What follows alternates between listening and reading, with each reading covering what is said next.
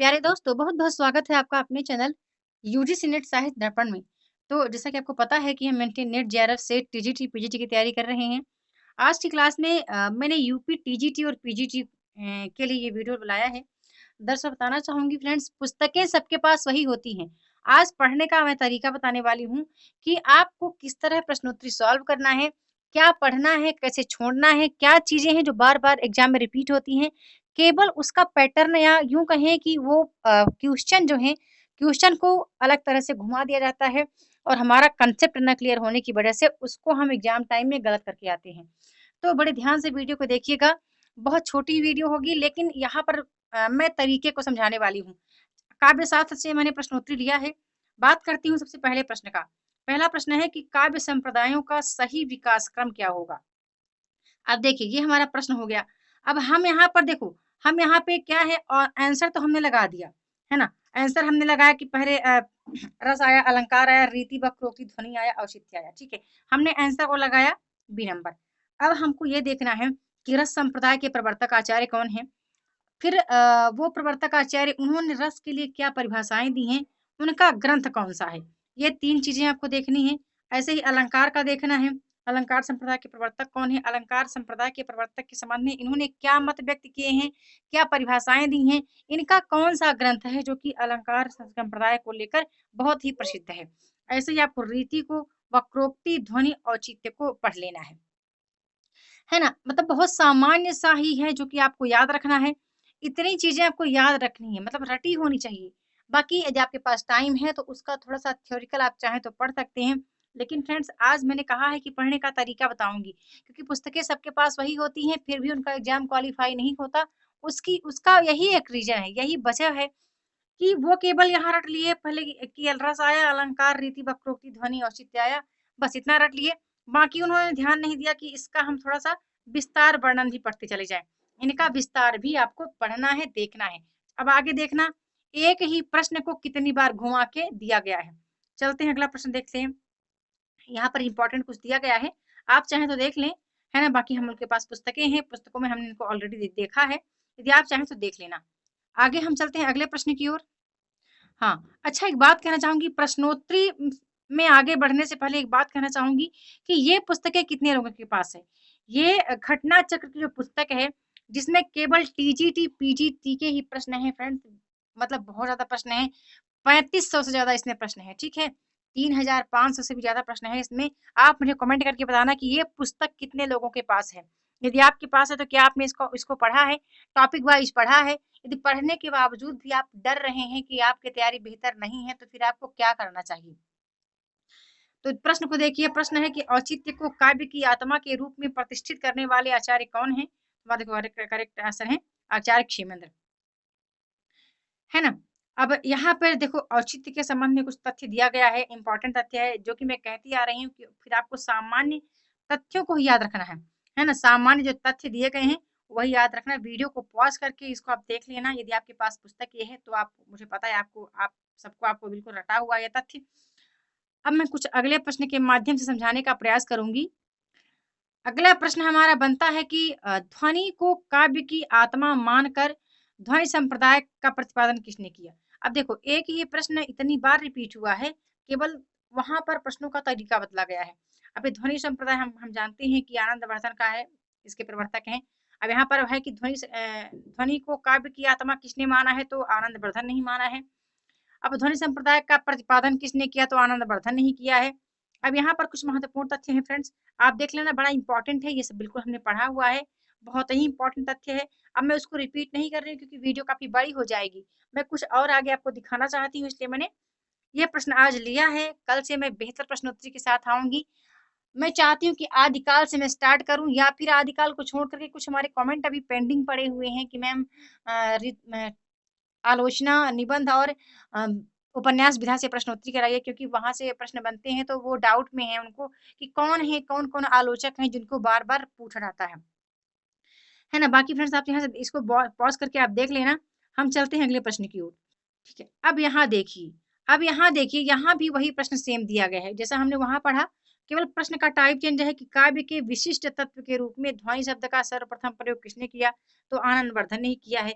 लेकिन यहाँ प्रश्न चेंज है, वहां भी यही था कि काव्य को आत्मा के रूप में किसने स्वीकार किया है या ध्वनि का प्रतिपादन किसने किया है ना। तो केवल प्रश्न चेंज हो रहे हैं, बाकी सब। अब देखो यहाँ भी वही आ गया कि ध्वनि संप्रदाय के संस्थापक आचार्य कौन है, तो आनंद वर्धन ही है ना। बाकी आप देखते रहना यहाँ पे कब ये प्रश्न पूछा गया है, इंपॉर्टेंट है टीजीटी पीजी के लिए ये पुस्तक बहुत ही इंपॉर्टेंट है। देखिए फिर यहाँ प्रश्न आ गया कि ध्वनि संप्रदाय को व्यवस्थित करने का श्रेय किसे जाता है, तो आनंद वर्धन को ही जाता है। ठीक है, इस तरह के कुछ प्रश्न बन रहे हैं और हमें लगता है कि कहीं न कहीं हमारी तैयारी में कुछ गड़बड़ी है। बाकी प्रश्न बहुत सरल होते हैं, चाहे वो यूजी नेट हो, टीजीटी हो, T++SB हो या यूकेएलटी हो, मतलब इजी ही प्रश्न आते हैं, कंसेप्ट हमारा क्लियर होना चाहिए। एक प्रश्न यहाँ फिर बना है कि जहाँ शब्द प्रत्यक्ष अर्थ को त्याग कर किसी और ही अर्थ की प्रतीति कराए जो उसके प्रत्यक्ष अर्थ की अपेक्षा अधिक चमत्कार पूर्ण हो, काव्य शास्त्र के अनुसार यह किसका लक्षण है ना। तो अब यहाँ पर आपको अलंकार का देखना है, साथ साथ आपको रस का देखना है, आपको ध्वनि का देखना है और अलंकार का तो देखना ही है। तो यहाँ पर देखो, यहाँ भी ध्वनि का ही दिया है, लेकिन ध्वनि से बनने वाले कई शब्द, कई प्रश्न बने हैं। अब आप देखना, जो चीजें ज्यादा रिपीट हो रही हैं उसकी मतलब उसमें क्या खासियत है, वो बार बार रिपीट क्यों हो रही हैं, उसके सामान्य अध्ययन को आप अवश्य देखिएगा, है ना। चलते हैं अगले प्रश्न की ओर। यहाँ पे कुछ इसकी देखिए परिभाषा, इसका कुछ मतलब दिया है, विस्तार से दिया है। बाकी आप देख रहे हैं कि टीजीटी पीजीटी के लिए ही पुस्तक है ये, है ना। अब आगे देख लेते हैं। प्रश्न है कि किस आचार्य ने गुणों को रस आश्रित माना है, तो हमारा करेक्ट आंसर है डी नंबर, आनंदवर्धन ने। आनंदवर्धन ने गुणों को राजाश्रित माना है ना। अब यहाँ पर थोड़ा सा इंपॉर्टेंट दिया है, इसको आप जरूर देखना कि गुणों को रस आश्रित मानने वाले आचार्य आनंदवर्धन है। रीति और गुणों से संबंध आनंदवर्धन की मान्यता को जिस प्रकार परवर्ती काव्य शास्त्र में सिद्धांत स्वीकार किया गया, उसी प्रकार गुणों और रसों के पारस्परिक संबंध की मान्यता को विद्वान आज तक उसी रूप में स्वीकार करते हैं। अब अगला प्रश्न देखते हैं, अगला प्रश्न का टाइप क्या है। ये देखिए, इसका टाइप ऐसा है कि काव्य के अर्थ वैज्ञानिक विवेचन का शुभारंभ किसने किया, तो वामन ने किया है। हम चलते हैं अगले प्रश्न की ओर। यहाँ पर भी इसका कुछ इंपॉर्टेंट है, बड़ा इंपॉर्टेंट है, इसको आप जरूर देखना, ठीक है। जिनके पास पुस्तक है वो सही है, बाकी आप कमेंट करके बताना फ्रेंड्स ये पुस्तक किसके पास है। मैं चाहती हूँ एक और टीजीटी पीजी के लिए पुस्तक में ग्रुप में सेंड करूँ, टेलीग्राम ग्रुप में सेंड करूँ। टेलीग्राम ग्रुप को आप ज्वाइन करके रखना, वहां पर मैं कुछ महत्वपूर्ण क्विज भी सेंड किया कर दूंगी, है ना। टेलीग्राम क्विज भी मैं आपसे करूंगी टीजीटी पीजी के लिए, तो आप बिल्कुल ग्रुप को आप ज्वाइन करके रखो, ठीक है। अब बाकी आप इधर देख लेना। हम चलते हैं अगले प्रश्न की ओर। प्रश्न बनता है कि का आचार्य वामन ने काव्य हेतु के स्थान पर किस शब्द का व्यवहार किया, तो काव्यांग का, है ना। काव्यांग का मतलब काव्य हेतु के स्थान पर किस शब्द का व्यवहार किया है या प्रयोग किया है किसने, आचार्य वामन ने, तो काव्यांग का। आगे चलते हैं, अगला प्रश्न देखते हैं। बिंब का क्या काम है बताना है, तो काव्य को सजीव बनाना हमारा करेक्ट आंसर है।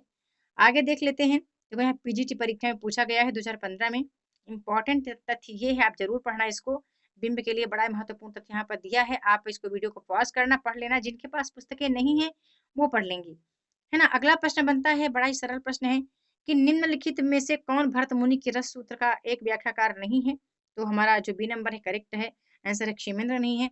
अब आपको भट्ट लोलट को पढ़ना पड़ेगा, आपको शंकुक को पढ़ना है, शंकुक की कौन से संप्रदाय से ये संबंधित हैं, ये पढ़ना है। इनके सिद्धांत आपको देखने कि इनके सिद्धांत कौन है, जो कि बहुत इंपॉर्टेंट है ना। रस निष्पत्ति के संबंध में इनकी कुछ व्याख्याएं आपको देखनी है। साधारणीकरण के संबंध में इनके कुछ मत आपको देखने हैं। तो आपको रस सूत्र का नाम जैसे आता है वैसे ही आप लोलट जी को, शंकुक को, अभिनवगुप्त को जरूर देखना, ठीक है। भट्टनायक भी हैं, यहाँ पर भट्टनायक न होकर क्षेमंद्र रखा गया है, तो आप इन चारों को देखना। क्षेमंद्र को आप अलग से चाहें तो आप पढ़ सकते हैं, है ना। बाकी जो रस सूत्र के व्याख्याता आकार हुए हैं, तो लोलट हैं, शंकुक हैं, अभिनव हैं और भट्टनायक हैं, है ना। यहाँ पर कुछ इंपॉर्टेंट दिया है इसके संबंध में, तो आप देख लेना। इनके देखिए कुछ इनके जो रस सूत्र हैं, इनके जो सिद्धांत हैं, उत्पत्तिवाद, अनुमतिवाद, देखिए यहाँ पर सब कुछ दिया गया है, काफी अच्छा है। तो आप चाहें तो आप वीडियो को पॉज करके और इसको देख भी सकते हैं, ठीक है। अब चलते हैं हम अगले महत्वपूर्ण प्रश्नों। अगला प्रश्न हमारा बनता है कि नाट्य शास्त्र के रचयिता कौन है, तो आचार्य भरत मुनि है, सभी को पता है, बड़ा ही सरल प्रश्न है। अब यहाँ भी देखो नाट्य शास्त्र के प्रणेता दे दिया है तो भी भरत मुनि ही है। है ना? बहुत सामान्य प्रश्न बनते हैं, आप बिल्कुल निश्चिंत रहें, डरे नहीं। यदि आप हिंदी से इसकी तैयारी करना चाहते हैं तो सामान्य प्रश्न ही आएँगे, चाहे वो कोई टॉपिक हो, आदिकाल हो, भक्तिकाल हो, रीतिकाल हो, आधुनिक काल हो, है ना? अब एक बात कहना चाहूँगी फ्रेंड्स, हिंदी साहित्य का इतिहास आप बहुत अच्छे तरीके से तैयार करें, क्योंकि वहाँ से बहुत ज़्यादा प्रश्न बनने के चांस हैं। तो उसको आप ज़रूर तैयार करके रखें। आपके पास यदि पुस्तक पांडे जी की है, सरस्वती पांडे, गोविंद पांडे की, तो बहुत ही बेहतर पुस्तक है, उससे आप तैयारी करते चले जाएँ। अगला प्रश्न बनता है कि इनमें से भरत मुनि द्वारा विरचित ग्रंथ का नाम बताना है। तो हमारा नाट्य शास्त्र वैसे भी आ गया, वो हमने आगे ऊपर भी देखा है, नाट्य शास्त्र को लेकर कई प्रश्न बने हैं। अगला प्रश्न यहाँ फिर आ गया कि भरत मुनि के रस सूत्र की भुक्तिवाद के आधार पर व्याख्या करने वाले आचार्य कौन हैं? तो भट्टनायक हैं।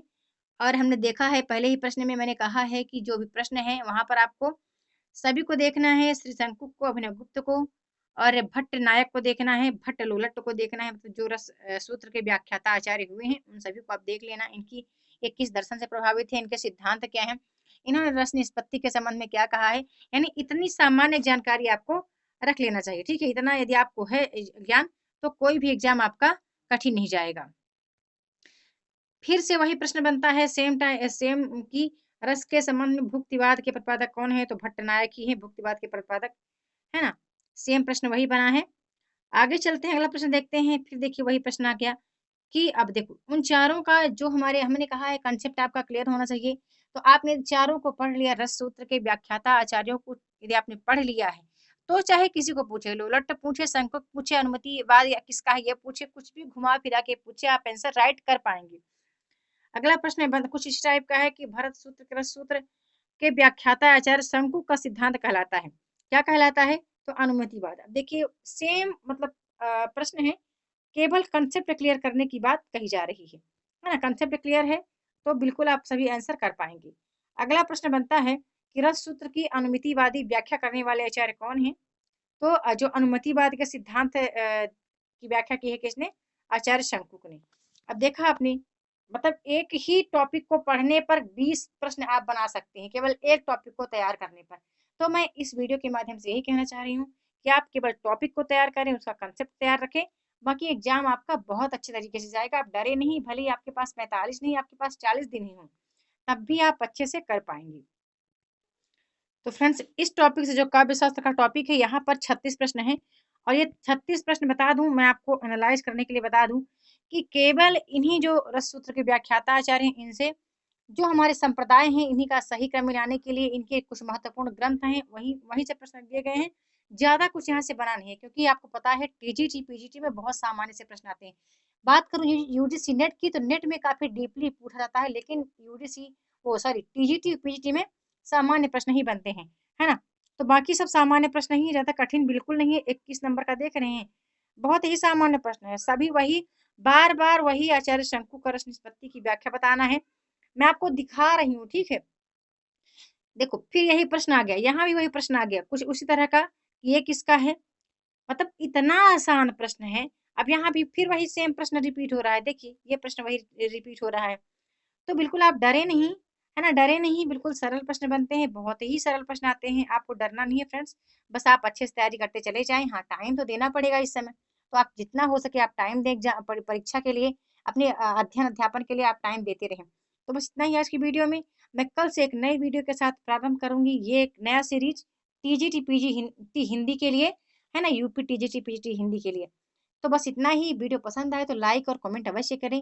यदि पहली बार आए हैं चैनल पर सब्सक्राइब कर लीजिए, साथ-साथ बेल आइकन को प्रेस कर लीजिए, ताकि मेरी सभी न्यू आने वाली वीडियो का नोटिफिकेशन आपको सबसे पहले प्राप्त हो।